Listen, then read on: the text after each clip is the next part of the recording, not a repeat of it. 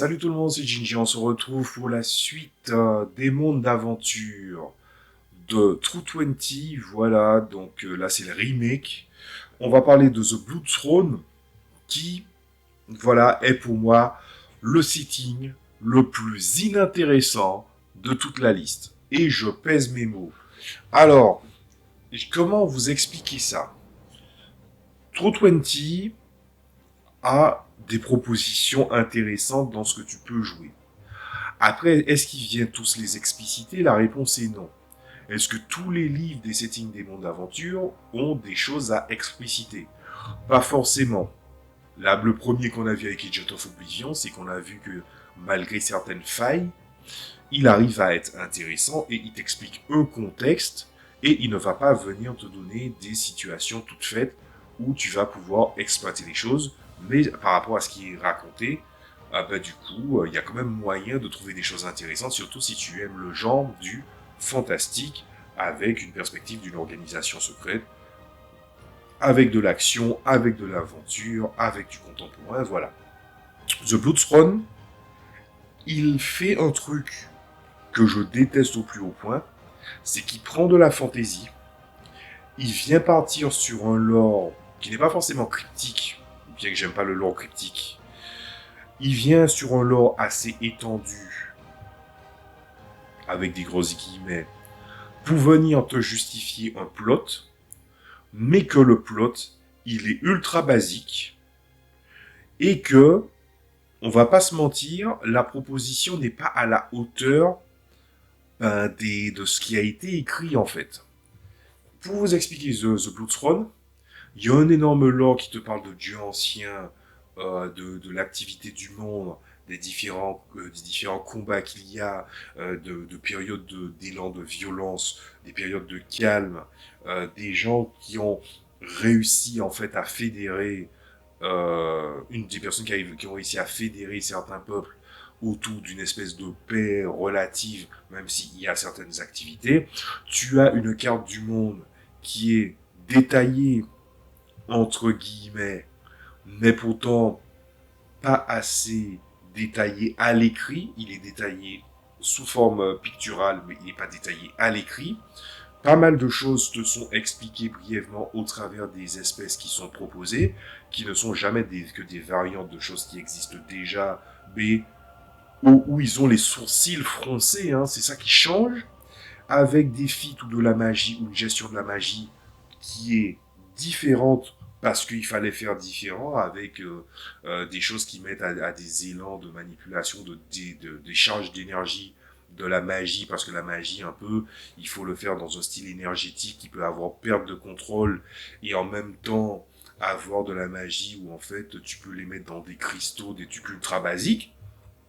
Et puis les adversaires, c'est des créatures qui viennent d'outre-monde, qui sont parfois extraplanaires et dont à certains moments, dans le monde qui est en perpétuel changement et avec une paix relative, mais avec des petites tensions ça et là, vous arrivez à composer un groupe où vous allez récupérer les ressources de votre planète. C'est pas dit explicitement, mais c'est ce que vous allez devoir faire. Et essayer d'utiliser en fait toute la spécificité qui fait le cœur du jeu pour ensuite aller combattre ces créatures et donc repousser ces créatures. Et la dernière fois, c'est pas genre une maladresse de ma part. En fait, les gens, je vais vous dire un truc. Je pense vraiment, hein, au lieu de perdre votre temps à jouer à ce setting, vous pourriez juste faire un setting The Elder Scrolls. Tout y est. Tout y est. Je dis pas que ça ressemble seulement à Elder Scrolls, c'est que pas mal de choses, Elder Scrolls l'a fait bien. Et que ça vaut plus le coup de jouer à Elder Scrolls. Pourtant, je suis pas. J'ai essayé de limiter les franchises venues d'autres médias à les transposer. Surtout que pour moi, je considère que avoir eu comme premier réflexe de faire du Elder Scrolls avec Donjons et Dragons, c'est pas le meilleur move qui existe.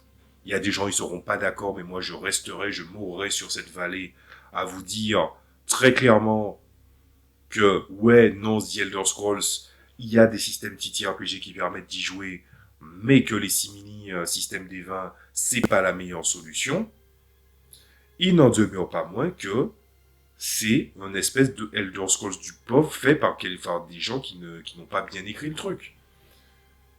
Voilà. Et le truc, c'est que c'est même pas c'est même pas chercher la quête de la comparaison le problème. C'est le fait que le monde est tumultueux. Il y a eu une période de paix relative. Il y a des incursions qui viennent d'autres mondes. Ok? Tu as des espèces, oui, qui ont un passé dur ou qui sont un peu durs. Ah oui, il faut un peu bomber le torse. Avec un fonctionnement de la magie qui est différent, avec un fonctionnement des feats qui est différent. Donc finalement, ils changent quand même un peu la structure du jeu.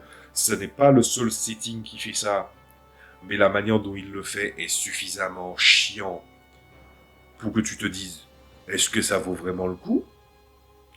Et face à des adversaires qui, sur le bestiaire, n'est pas convaincant. Tu peux jouer à, je parle de Elder Scrolls, mais en vrai, tu peux prendre n'importe quel setting de fantasy que tu as apprécié au système des 20, ça sera déjà beaucoup plus intéressant que de jouer à The Blood Throne. Tu as une carte qui est détaillée, mais détaillée uniquement picturalement parlant.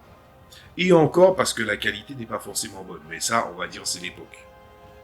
Tu as des créatures, ah oui, mais c'est des elfes des bois, mais plus durs. Des humains, mais plus durs. Des orques, mais plus durs. Voilà.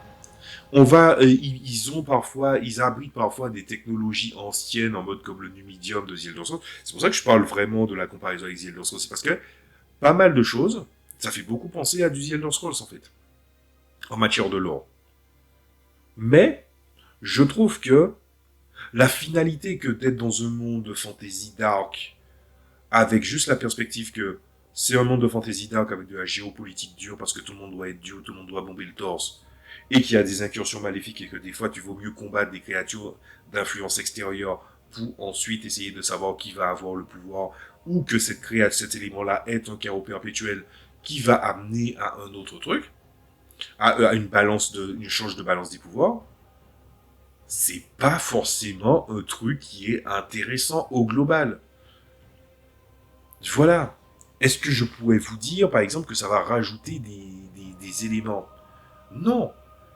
Et c'est peut-être ça qui le diffère un peu des autres settings, d'ailleurs. C'est qu'il change la perspective de comment la magie fonctionne, mais il la change avec quelque chose qui est chiant. C'est quoi le point fort de True 20? C'est que la notion de feat et de don a été condensée en un seul, et du coup, la gestion des feats est plutôt bien faite. Quel est le problème des systèmes Sibili 3.5 ou Sibili 3e édition de Donjons et Dragons qui fait que True 20 était une bonne alternative? Ils ont condensé, ils ont affiné, ils ont fait en sorte qu'il y ait le moins de données possible pour que tu puisses avoir une lecture claire de ce que tu vas choisir. Les feats du jeu, du trône de sang, revient en arrière, d'une certaine manière. Et si tu joues au trône de sang en premier, c'est une question que je me pose maintenant là, est-ce que si tu joues au trône de sang et que tu décides de commencer True 20 avec l'idée du trône de sang, est-ce que ce n'est pas trop lourd pour les joueurs d'apprendre à la fois comment tu prends les mécaniques des données de True 20, plus cette spécificité d'utiliser la magie?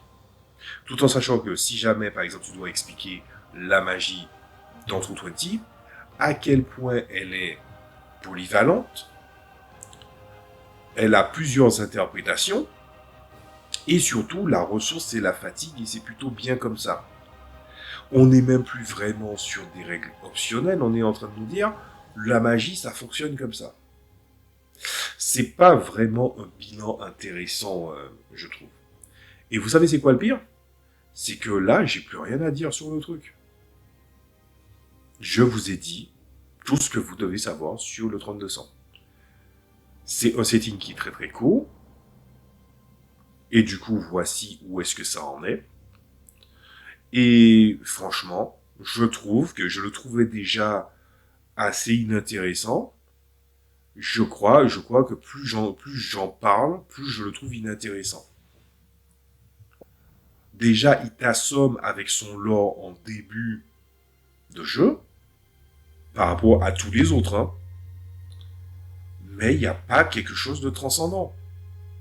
Si j'ai envie de jouer à de la fantasy avec True 20, ben, par exemple, je ferai à d'autres trucs de fantasy. Par exemple, j'ai des tas de livres qu'une amie m'a donné. J'ai des tas de livres de Donjons et Dragons avec des suppléments, des choses comme ça. Je pourrais très bien adapter ces aventures-là, de la 3.5, pour jouer avec True 20. Je pourrais juste faire ça. Je ne me vois pas, par exemple, j'ai pris Elder Scrolls comme exemple. Elder Scrolls, je ne le trouve pas intéressant à être utilisé avec le système True 20. Mais par contre, par rapport à sa structure, le système Age, plus précisément le système Age Blue Rush / Age Fantasy, il y était plutôt propre. D'ailleurs, j'en ai fait une adaptation qui était correcte. Et quand je dis correct, c'est vraiment pour être modeste. C'était vraiment très très bien. Et j'avais même fait un one shot avec mes joueurs. Ils ont adoré. Je les ai même pas fait commencer au niveau 1, je les ai fait commencer au moment où tu atteins comment dire ça, tu atteins la première spécialité, la première classe avancée. C'est-à-dire que je les ai fait commencer au niveau 8. Et ils ont compris très clairement ce qu'ils allaient jouer. Ils connaissaient très bien The Elder Scrolls. Ça leur a fait plaisir. Et en plus, il y en a, ils connaissaient pas Morrowind, ils connaissaient Skyrim pour la plupart d'entre eux. Et du coup, avoir vu ça avec la perspective des pouvoirs tels qu'ils fonctionnaient dans Morrowind, ben, ils étaient assez impressionnés. Donc The Bloodthrone, pour moi, c'est le maillon faible des mondes d'aventure. Il ne te donne pas de données exploitables en dehors de son setting. Les données qui sont exploitables, c'est uniquement envers le setting. Le setting n'a pas de bonne perspective intéressante. Il y a un monde qui est grand. Et même si tous les livres de jeux de rôle, en dehors des cartes de Donjons et Dragons, te donnent des fois une carte du monde où tu peux trouver des zones vides où tu te dis, ah, mais tu peux mettre des lieux dits à ces trucs-là. Il y a énormément de données de lieux dits. Mais tout ça pourquoi? T'as l'impression qu'ils ont voulu faire la personne qui a créé ce monde a voulu faire un monde où il a voulu donner beaucoup de choses. On lui a dit restreins-toi et on a donné un truc à moitié fait. Donc franchement, ce n'est pas la perspective la plus intéressante qui soit. Voici mon ressenti et je pense que je serais très curieux de savoir votre point de vue là-dessus si vous avez déjà eu la main sur ce setting. Voilà. Alors pour la prochaine fois, on va se voir pour The Land of the Kryn, un setting déjà beaucoup plus intéressant tout en restant dans le registre de la fantasy, mais ça sera de la fantasy d'Extrême-Orient avec pas mal de générosité là-dessus. Donc soyez à l'affût. Je vous dis à la prochaine fois. Salut à tous.